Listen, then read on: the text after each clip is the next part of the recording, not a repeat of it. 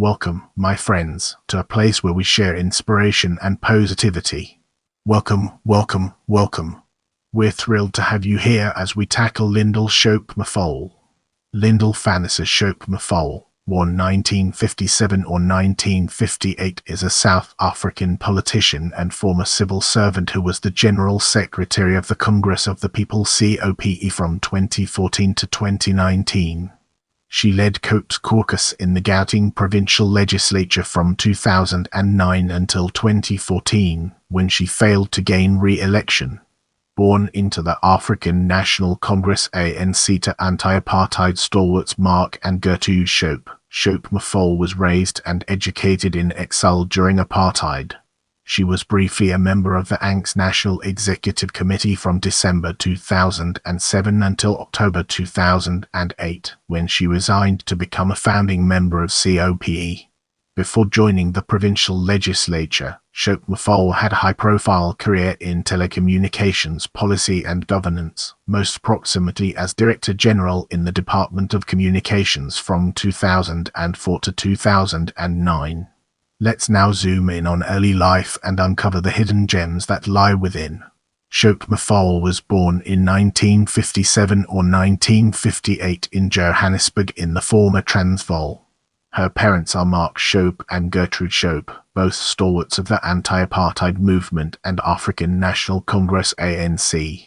She has 4 siblings. Fanning Shope-Lini is a former SABC manager and diplomat. Lenin Shope was also a diplomat, and 2 half-sisters born to her father, Tommy and Sheila, were also ANC politicians. Her parents went into exile after the ANC was banned by the apartheid government in 1960, and Shope-Mafole lived in Zimbabwe with her aunt. She later lived with her parents at ANC missions in Botswana, Czechoslovakia, Zambia, and Tanzania. She was a member of the ANC's children's wing in exile, the Young Pioneers. According to Shope-Mafole, when she was at high school in Zambia, she qualified to compete in the Olympics but was unable to participate because she could not represent South Africa, her home country. She later lived in Cairo and New York with her husband, who was an ANC representative. She completed a Master of Science in Telecommunications Engineering at the Jose Antonio Echevarria Institute of Technology in Havana, Cuba, in 1983. And she returned to South Africa in the years during the democratic transition. Let's now turn our gaze towards Independent Broadcasting Authority and explore the fascinating connections it has to offer. During an advanced stage of the transition, in March 1994, Shope-Mafole was appointed as a member of the inaugural Council of the new Independent Broadcasting Authority (IBA). Her term was renewed by Parliament in 1996.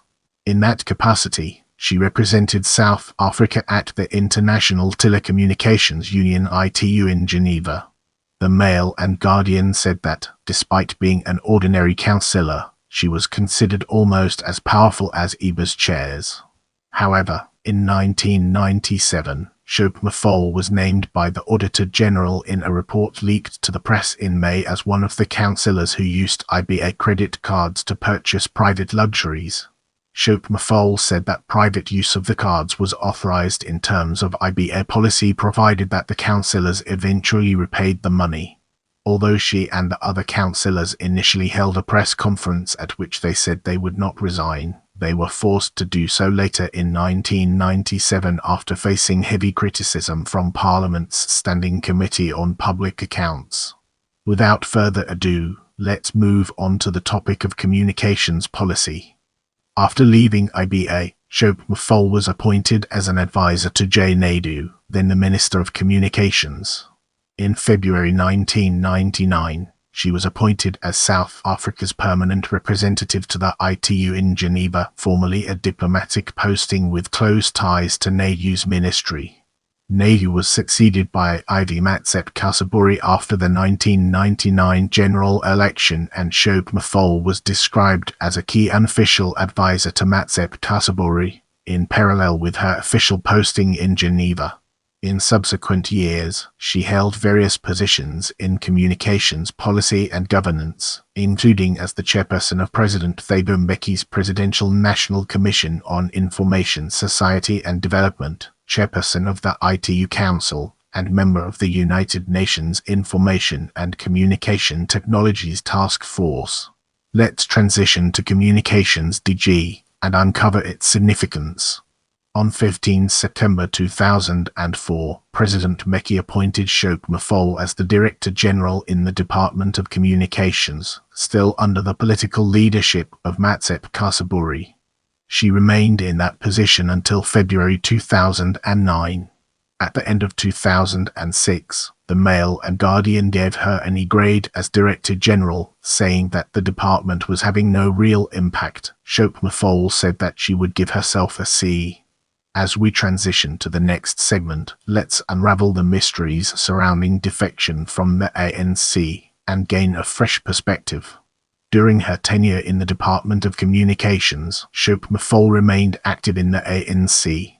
At the party's 52nd National Conference in December 2007, the ANC Youth League nominated her to stand for election to a 5-year term on the ANC National Executive Committee (NEC). She was elected as one of 80 ordinary members, ranked 46th by number of votes received. The committee appointed her to chair its subcommittee on political education and ideology. However, at the 52nd National Conference, Shope-Mafole supported President Mbeki's bid to secure a third term in the ANC presidency, the failure of which led to upheaval in the ANC, especially after Sam Shilowa and Moshoe Lekota resigned from the ANC and announced a search for political alternatives.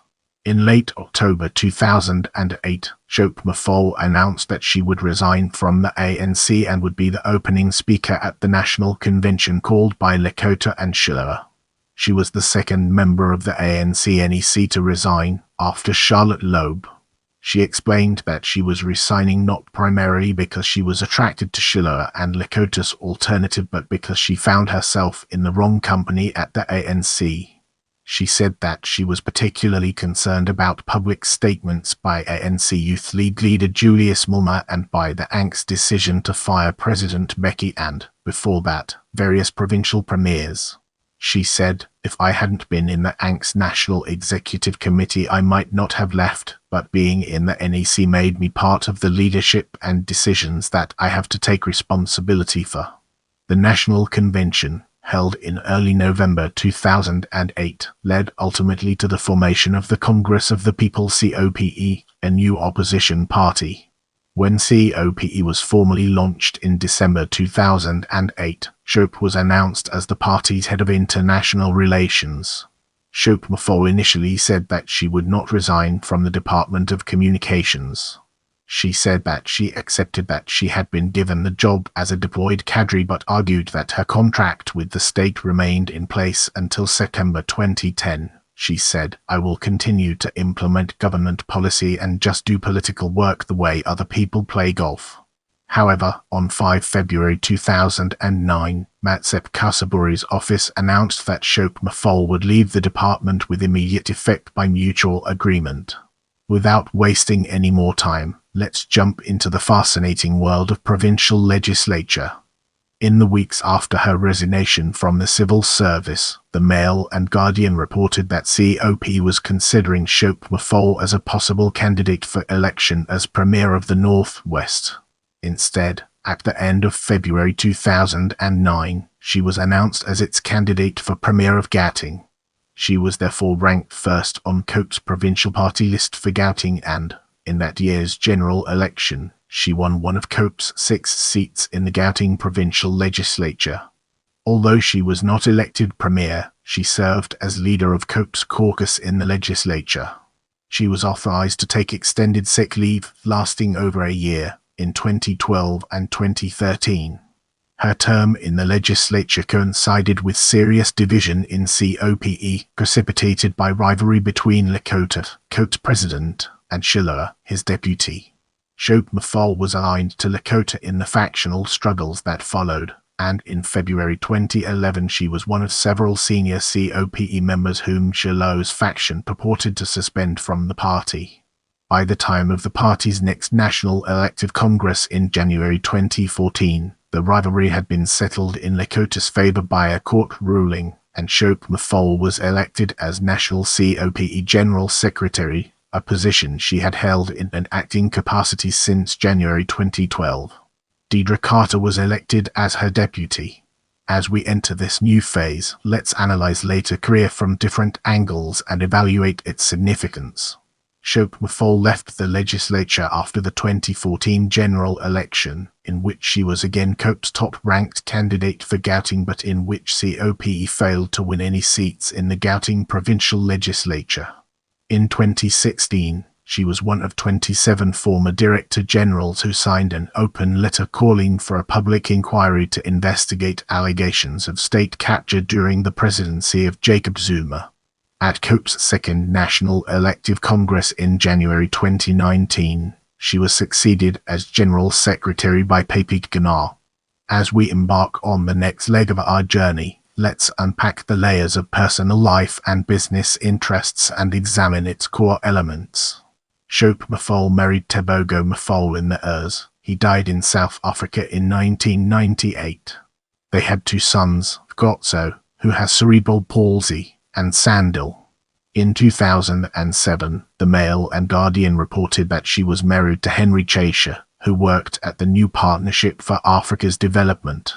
As of 2014, she lived on a golf estate in Centurion, Gauteng, with her mother, who remained an ANC member.